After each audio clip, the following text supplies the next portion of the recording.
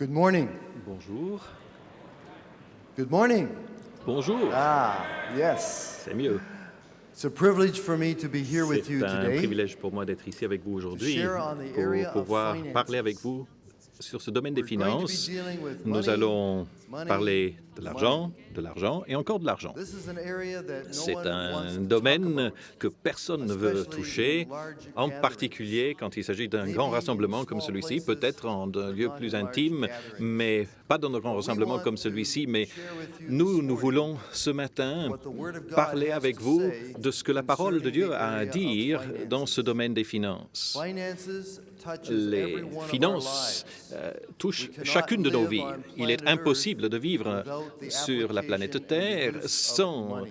utiliser, sans avoir Now, the Word recours of à God l'argent. has much to Or, teach la parole us de Dieu a beaucoup in à all nous areas enseigner of dans life. tous les domaines de la The vie. Word of God has La parole de Dieu 218 verses a 218 versets qui nous enseignent faith. sur la foi. And we all know how Et important nous faith savons is. tous combien la foi est importante. Without faith, Sans la foi, it is est-il écrit, impossible il to est please impossible de God. plaire à Dieu.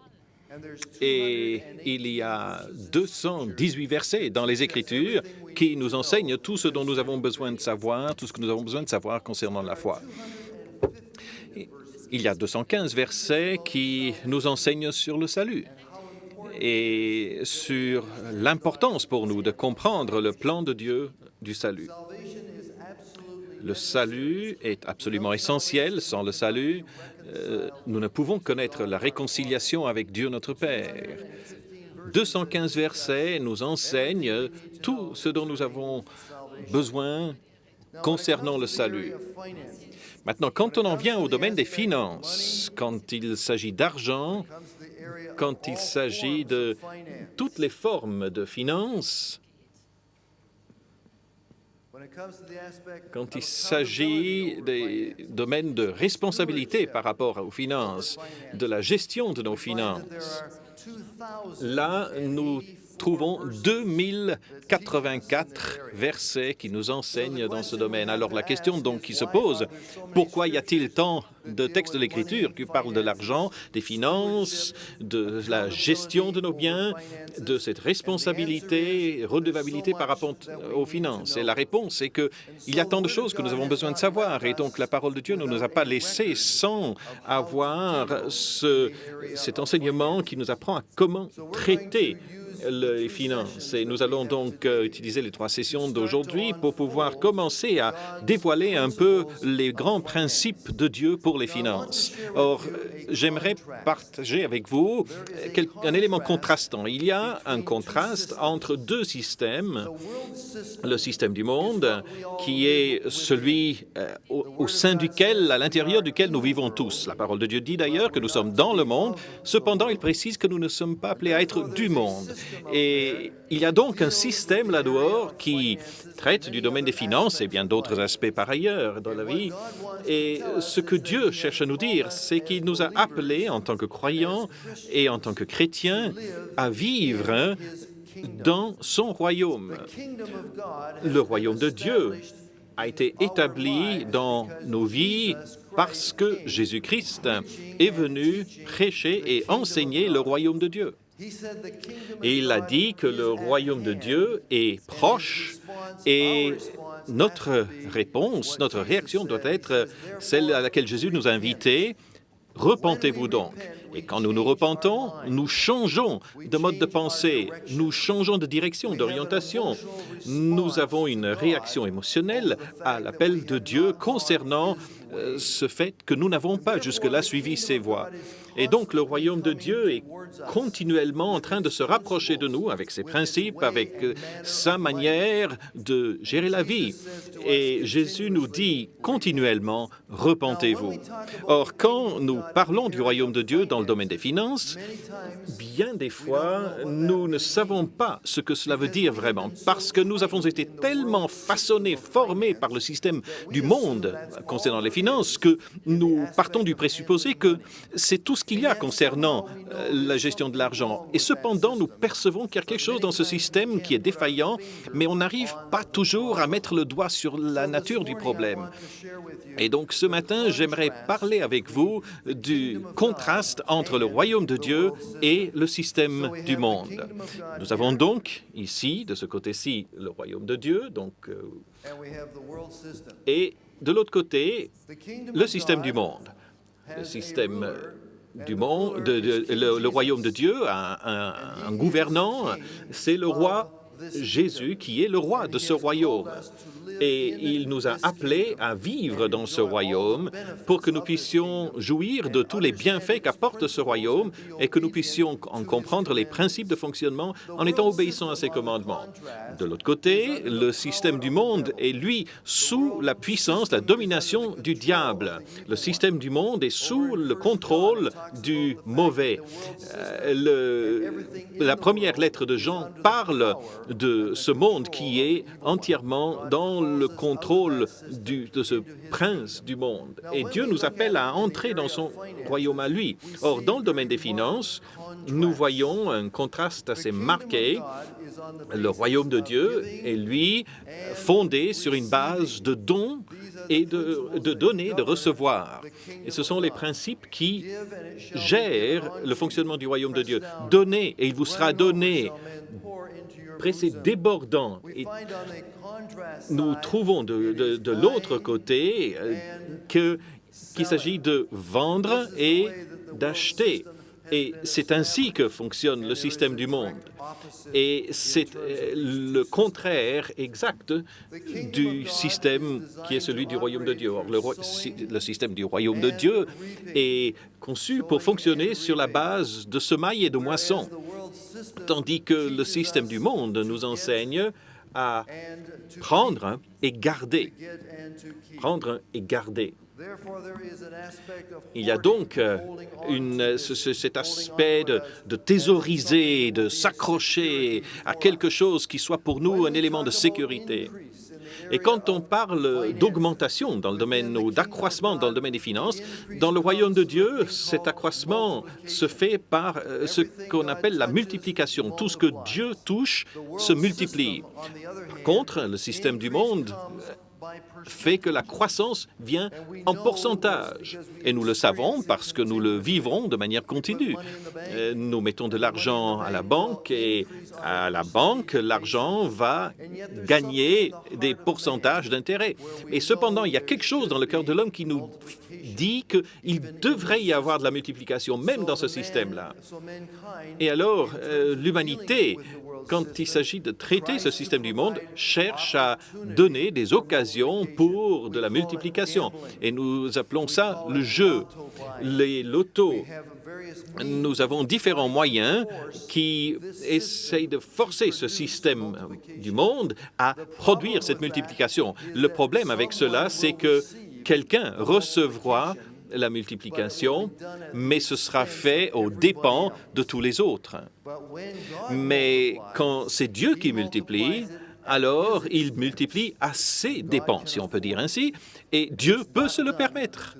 Et ce n'est pas fait aux dépens et au détriment de quelqu'un d'autre.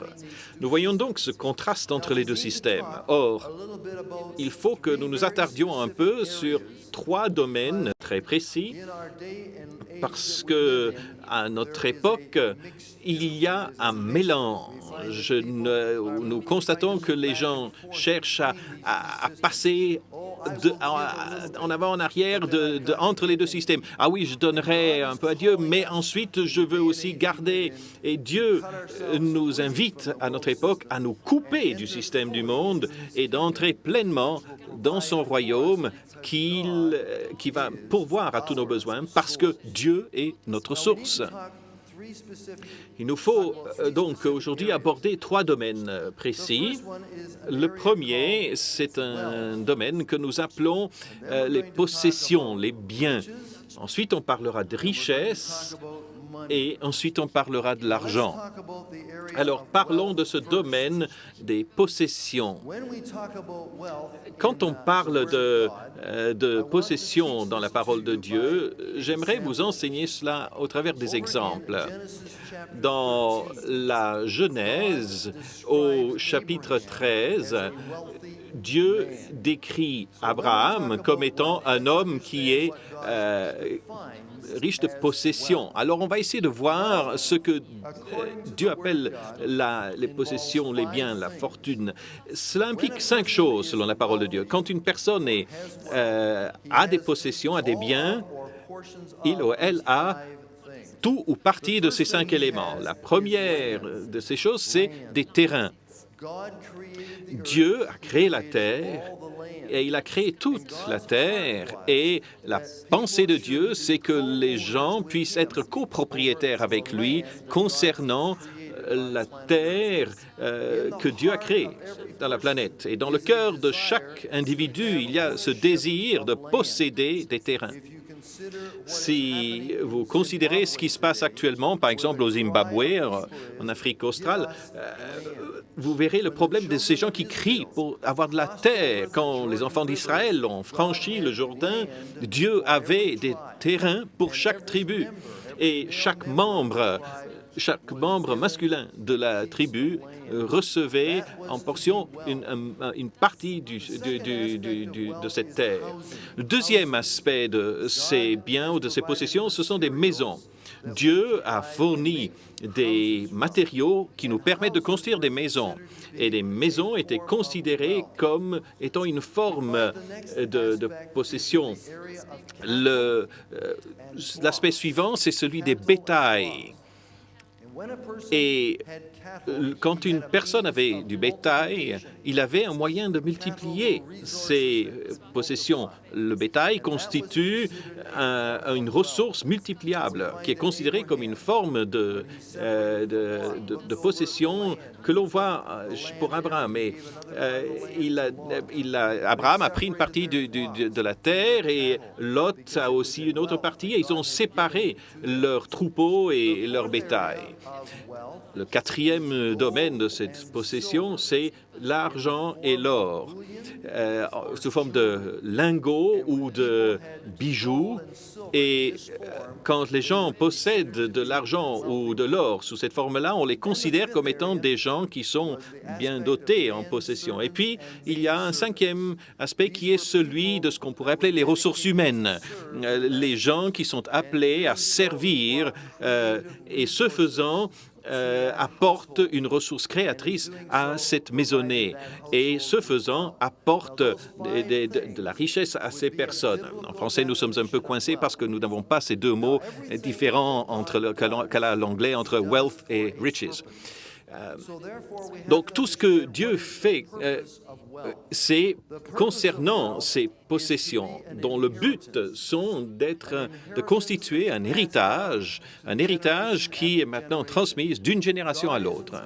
Dieu est très intéressé par le transfert d'une génération à l'autre de nos possessions, de notre héritage. Et Dieu se présente comme étant le Dieu d'Abraham, d'Isaac et de Jacob. Il se révèle comme étant le Dieu qui couvre 3 générations au moins. Et son intention, c'est qu'il puisse y avoir une augmentation des possessions, des biens, de la fortune personnelle, si on peut dire, qui puisse être transmise d'une génération à l'autre. Et c'est pour cela que dans Deutéronome 8, 18, nous trouvons Dieu qui dit que c'est lui, Dieu lui-même, qui nous donne la force d'accueillir les biens. Et nous allons donc passer de ce côté des possessions où Dieu est celui qui en fait possède ces sources de richesse, ces héritages qui peuvent aller d'une génération à l'autre. Et nous allons maintenant passer à la question de l'argent. Alors, qu'est-ce que l'argent? L'argent se distingue des possessions.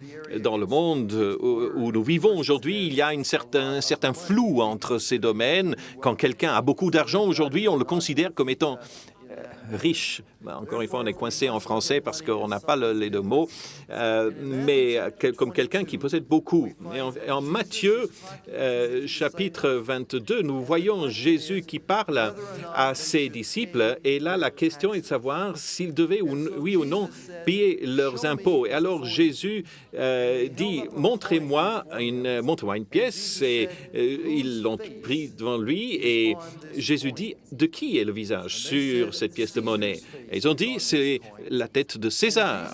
Et alors Jésus dit, donnez à César ce qui appartient à César, soyez obéissants, donnez votre allégeance à ce que César a déclaré lui appartient. Cette pièce de monnaie appartient à César, mais donnez à Dieu et soyez obéissants et obéissez au commandement de Dieu dans ce qui appartient à Dieu. Vous et moi, nous avons l'image de Dieu imprimée en nous et donc nous avons un service à rendre à notre Créateur. Mais Jésus, en parlant de l'argent, dit qu'il y a un autre Créateur qui a fait ça et qui s'appelait César, qui représente le système du monde. C'est le système du monde qui crée l'argent. Et il le fait dans un but bien précis, le but qui est d'acheter et de vendre.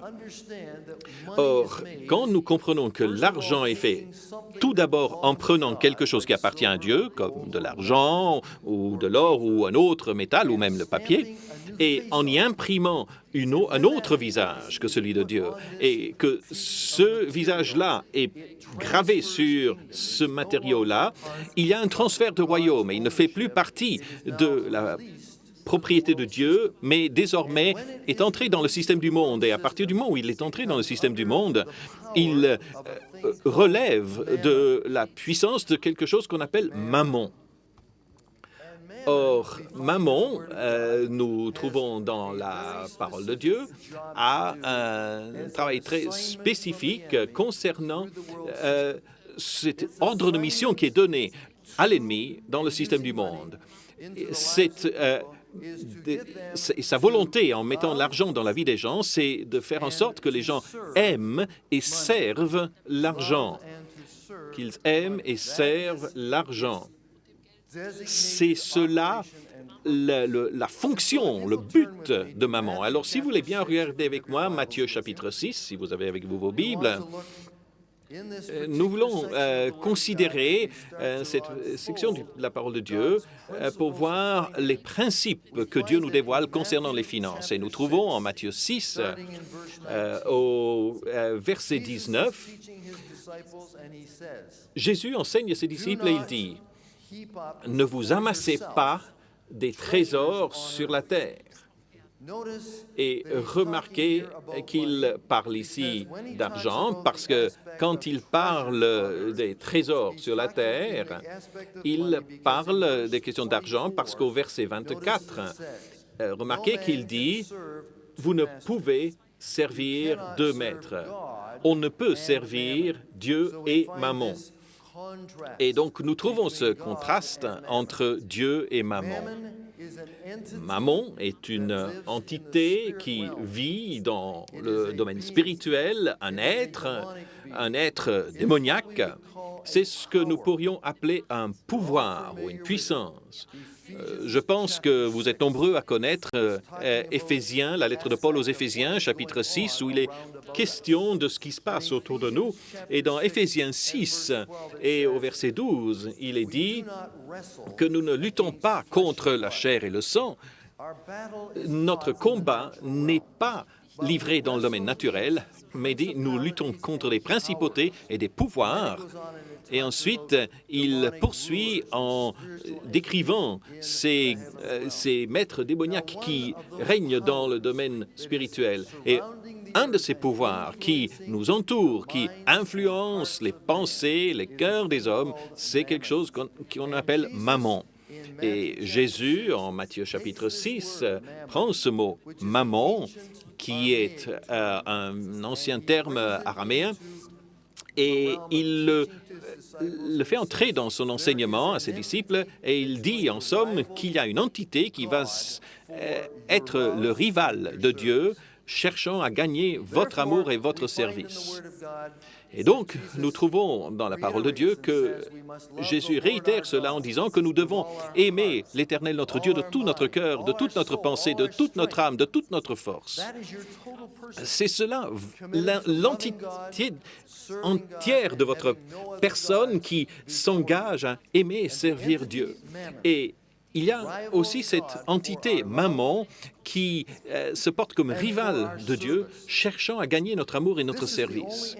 C'est la seule entité mentionnée dans la parole de Dieu qui soit effectivement placée comme étant rival de Dieu pour notre amour. Beaucoup de traductions de la Bible en Matthieu 6, 24 disent « Vous ne pouvez servir Dieu et l'argent ». Or, l'argent est une bonne traduction du mot mammon, mais il faut comprendre que derrière le système de l'argent, il y a une entité spirituelle qui s'appelle mammon et qui influence la vie des personnes et influence la pensée des personnes continuellement. Aujourd'hui, dans notre monde, nous constatons qu'il y a des activités qui se font à cause de l'amour de l'argent.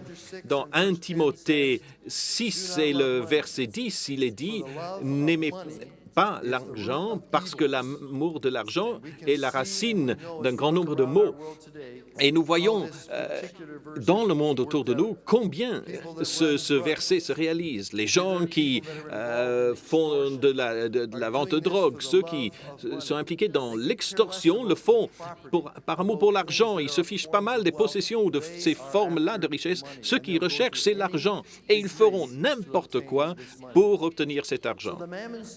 Alors cet esprit de mammon influence les pensées et les cœurs des gens, et même des chrétiens. Parce que, voyez-vous, nous pouvons aimer l'argent et parfois sans même reconnaître que nous aimons l'amour. Parce que l'amour et l'argent prend une autre forme. Il passe dans ce troisième domaine qui est la richesse, qui est quelque part entre l'argent et les possessions. Et il nous faut donc comprendre ce que sont les richesses. Les richesses sont simplement de l'argent qui travaille pour nous.